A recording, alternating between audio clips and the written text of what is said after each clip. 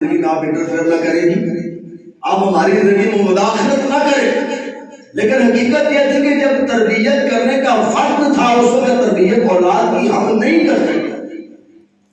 جیسا کہ آپ دیکھتے ہیں جب بچپن میں قرآن پڑھنے کا وقت ہوتا ہے تو اس وقت ہمارے بعض لوگ قرآن نہیں پڑھتے، اور پھر وہ جو لفظ پڑھتے ہیں الٹے سیدھے، تو ساری زندگی وہی لفظ ان کی زبان پہ جاری رہتا ہے۔ آپ اب بھی ایسے کئی بزرگ دیکھ لیں گے جن کی عمر 70 سال 65 سال 60 سال ہوگی، لا الہ الا اللہ پڑھتے ہیں، یا محمد رسول اللہ پڑھتے ہیں، یا الا اللہ پڑھتے ہیں، ان کی زبان پہ وہ لفظ جو ہے وہ پک جاتے ہیں۔ حالانکہ چاہیے تو یہ تھا کہ اس وقت ان الفاظ کو پکا دیا جاتا، زبان کو صحیح کر کے ان کی زبان پہ صحیح الفاظ چڑھائے جاتے، لیکن اس وقت ہم نے یہ کام کیا نہیں، بعد میں ہمیں پچھتانا پڑا، اور پھر پچھتاوا تو ہوتا ہے، پچھتاوا ہوتا ہے۔ آج آپ خود ذرا غور کر کے دیکھ لیں، کوئی علاقے میں سے اچھا آدمی کھاتا پیتا فوت ہو جائے تو اس کے جنازے میں ذوق و شوق کے ساتھ دوڑتے ہیں۔ آپ مختلف علاقے، بعض تو ایسی موتیں واقع ہوتی ہیں جو کھاتے پیتے گھرانوں کے ہوتے ہیں، اور بعض ایسے ہوتے ہیں جو ہوتے ہی اچھے ہیں۔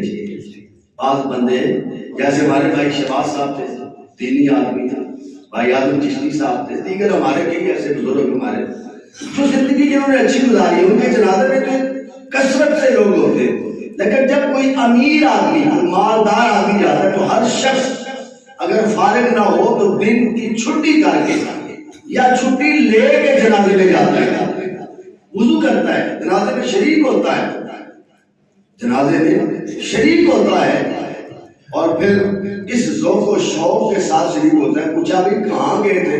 کہا نماز جنازہ پڑھنے کے لیے۔ کہاں گئے تھے؟ کیا کہتے ہیں اس کو؟ نماز جنازہ۔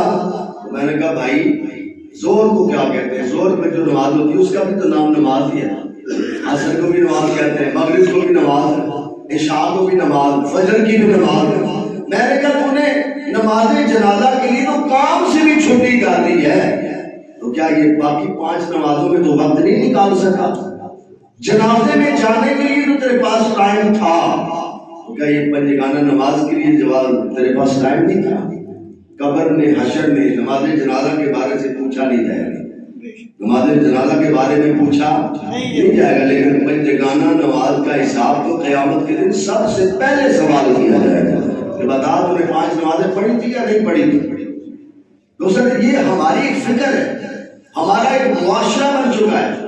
کوئی شاعر تھا ہمارے پاکستان کا، دوست سے کسی نے پوچھا ہم بتاؤ تم مسلمان ہو؟ تو اس نے کہا میں آدھا مسلمان ہوں اور آدھا کافر ہوں۔ اس نے کہا کیسے؟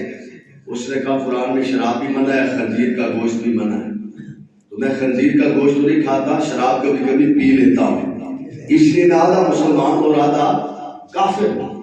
اس نے یہ اس بات کا اعتراف کیا، تو پھر ایک شخص نے بات کی، اس پہ جو ہے وہ تنقید کرنے لگا، تو اس نے فوراً جواب دیا سنو، اگر میں شراب پیتا ہوں اور خنزیر کا گوشت نہیں کھاتا تو میں آدھا کافر ہوں، تو جو تولنے میں کم تولتا ہے وہ کیا ہے؟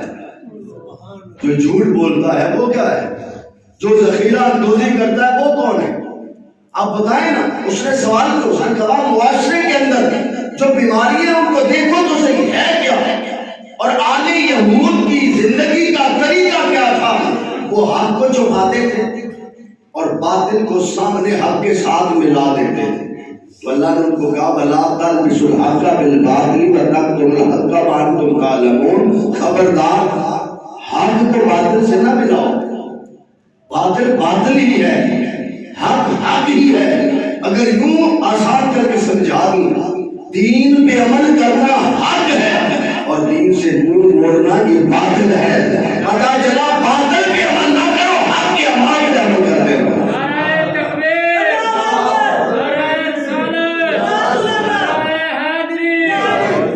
حق پہ عمل کر کے زندگی گزارنا یہ حق ہے، اور باطل پہ عمل کر کے زندگی گزارنا یہ حق کبھی ہو سکتا، یہ حق کبھی ہو سکتا۔ میرے نبی کریم صلی اللہ علیہ وسلم کے صحابی حضرت عبداللہ بن سلام رضی اللہ تعالی عنہ، یہ بڑے کمال درجے کے صحابی، اور پھر یہ صرف صحابی نہیں ہے بلکہ یہ یہودیوں کے بہت بڑے عالم ہیں، اور پھر صرف عالم نہیں بلکہ عالم ابن عالم، ان کے والد بھی عالم تھے توحید کے، یہ بھی عالم تھے۔ تو بس جب حضور مدینے میں تشریف لائے تو آپ کے جو اتباع کرنے والے تھے حضرت عبداللہ بن سلام کے ماننے والے، تو انہوں نے حضور علیہ السلام سے مناظرہ کرنے کا ارادہ کیا کہ ہم حضور سے مناظرہ کریں گے۔ عالم تھے بہت بڑے، توحید کے ماننے جاتے تھے، شورا تھا آپ کا اس دور میں۔ جب حضرت عبداللہ بن سلام رضی اللہ تعالیٰ عنہ کے ساتھ یہ چند لوگ بھی کافی تعداد میں پہنچے تو حضور کا چہرہ دیکھا، فوراً کلمہ حضور کا پڑھ لیا، اشہد ان لا الہ الا اللہ و اشہد ان محمدا عبدہ و رسولہ۔ حضرت عبداللہ بن سلام وہ صحابی رسول ہے، دیگر صحابہ نے حضور سے معجزے طلب کیے کہ آپ یہ کر کے دکھائیں تو ہم کلمہ پڑھیں گے، لیکن حضرت عبداللہ بن سلام وہ صحابی رسول ہے جنہوں نے حضور کا چہرہ انور دیکھا ہے، فوراً کلمہ پڑھ لیا۔ اور حضرت عبداللہ بن سلام رضی اللہ تعالیٰ عنہ سے پوچھا آپ کے ماننے والوں نے کہ آپ تو کہتے تھے میں سوالوں کے انبار لگا دوں گا، میں سوال کر کر کے ان کو لاجواب کر دوں گا، لیکن آپ نے تو ایک سوال نہیں کیا۔ کہا سنو، جب میں نے چہرہ مصطفیٰ کو دیکھا ہے میرے تخیل کی دنیا سے تمام سوالات یا تتلیوں کی طرح اڑ گئے تھے، بس میں نے جب چہرہ مصطفیٰ دیکھا، اللہ کی قسم ہے مصطفیٰ کا چہرہ جھوٹا والا چہرہ نہیں ہے، اللہ کے سچے رسول کا چہرہ ہے، اللہ کے سچے رسول کا چہرہ ہے۔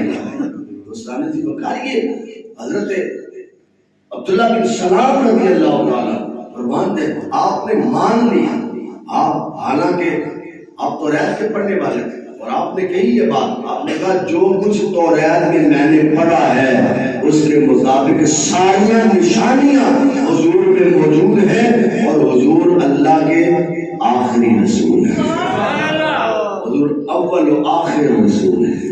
یہ حضور صلی اللہ علیہ وسلم کی شان ہے کہ آپ کو لوگ آپ کا چہرہ انور دیکھ کے کلمہ پڑھتے چلے جا رہے ہیں۔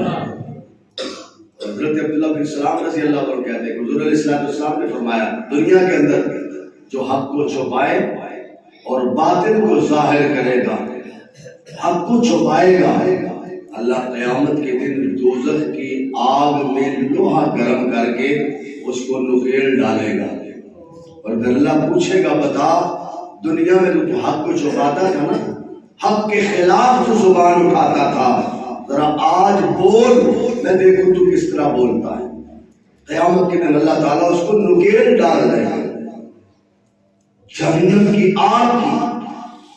تو یہ جو بنی اسرائیل والے ہیں، بنی آل یہود جو ہیں یہودی، انہوں نے حضور صلی اللہ علیہ وسلم کے معجزات کو دیکھ کے بھی تسلیم نہیں کی، حضور کے ارشادات کو سن کے بھی انہوں نے تسلیم نہیں کیا۔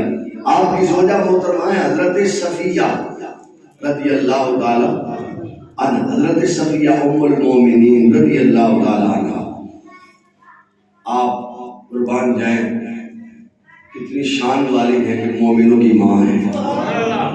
آپ فرماتی ہیں حضور علیہ السلام قباء میں گئے، مسجد قباء میں، اللہ آپ سب کو لے کے جائے، اللہ آپ سب کو جو گئے ہیں اللہ ان کو دوبارہ لے جائے، اور جو نہیں گئے اللہ ان کو جلدی لے جائے۔ مسجد قباء پوچھ لیں، ان حاجیوں سے پوچھیں، منیر صاحب ہیں، مشائی صاحب ہیں، بھائی اشرف صاحب ہیں، دیگر آپ سے پوچھیں کہ انہوں نے دیکھا ہے مسجد قباء میں بھی اپنا ہی نظارہ ہے، مسجد قباء میں بھی ایک خاص قسم کی جو ہے وہ روحانیت اور تمانیت موجود ہے۔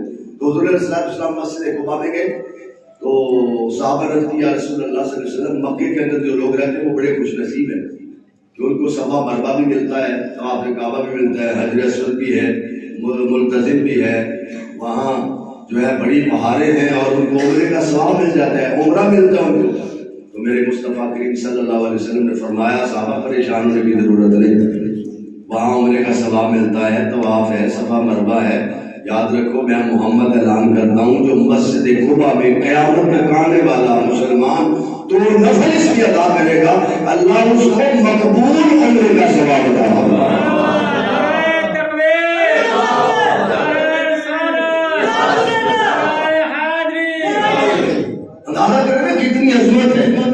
یہ کتنا مکان ہے. تو جب یہ شانیں حضرت صفیہ کے بھائیوں نے دیکھی، والد نے دیکھی، تو کہنے لگا بات تو بالکل سچی ہے، مصطفیٰ کی شانیں سچی ہیں، مصطفیٰ کی باتیں سچی ہیں، مصطفیٰ کے کام بھی سچے ہیں، مصطفیٰ کا پیغام بھی سچا ہے، باتیں سچی ہیں، کام سچا ہے، پیغام سچا ہے.